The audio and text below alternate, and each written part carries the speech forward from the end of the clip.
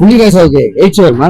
புள்ளிராஜாவுக்கு AIDS வருமா? புள்ளிராஜாவுக்கு AIDS வருமா? புள்ளிராஜாவுக்கு AIDS வருமா அப்படின்னு சொல்லிட்டு முன்னாடி கேம்பெயின் எல்லாம் கண்டக்ட் பண்ணிட்டு இருந்தாங்க.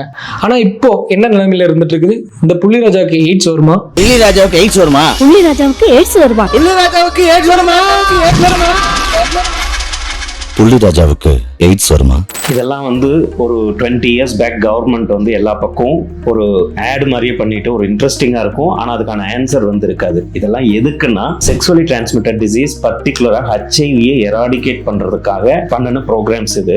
இந்த பெட்ரோல் பங்க்ஸ்ல காண்டம்ஸ் வைக்கிறது, இந்த லாரி டிரைவர்ஸ்க்கு அவேர்னஸ் கொடுக்கறது, இந்த மாதிரி எல்லாம் பண்ணிட்டு இருந்தாங்க. ரீசெண்டா பிபிசியில கூட பப்ளிஷ் ஆயிருது. என்னன்னு கேட்டீங்கன்னா, இந்த புள்ளிராஜாவுக்கு எய்ட்ஸ் அப்படிங்கிறது இந்த காலத்துல ஏன் அந்த அளவுக்கு ஆக்டிவா இல்ல அப்படின்னு சொல்லிட்டு மேபி இன்னைக்கு இந்த கூகுள் கலாச்சாரம் ஆன்லைன்ல எல்லாமே தெரிஞ்சுக்கிறோம்னு நினைச்சிட்டு செக்ஸுவலி டிரான்ஸ்மிட்டட் டிசீஸ்ல ஈஸியா போய் அஃபெக்ட் ஆயிடுறாங்க. எப்படி அப்படின்னு கேட்டா அன்ப்ரொடெக்டட் செக்ஸ், அதே மாதிரி நிறைய பேருக்கு கூட அன்அஃபிஷியல் பார்ட்னர் கூட அவங்க செக்ஸ் வச்சுக்கிறதுனால இந்த செக்ஸுவலி டிரான்ஸ்மிட்டட் டிசீஸ்லாம் அதிகமாயிட்டே போகுது. புள்ளிராஜாவுக்கு எய்ட்ஸ் வருமா அப்படிங்கிற ஆட் இருந்த பழைய காலத்துக்கும் இன்னைக்கு காலத்துக்கு அவேர்னஸ் கம்மியா தான் இருக்குது அப்படிங்கிறத எல்லாரும் கண்டிப்பா உணரணும்.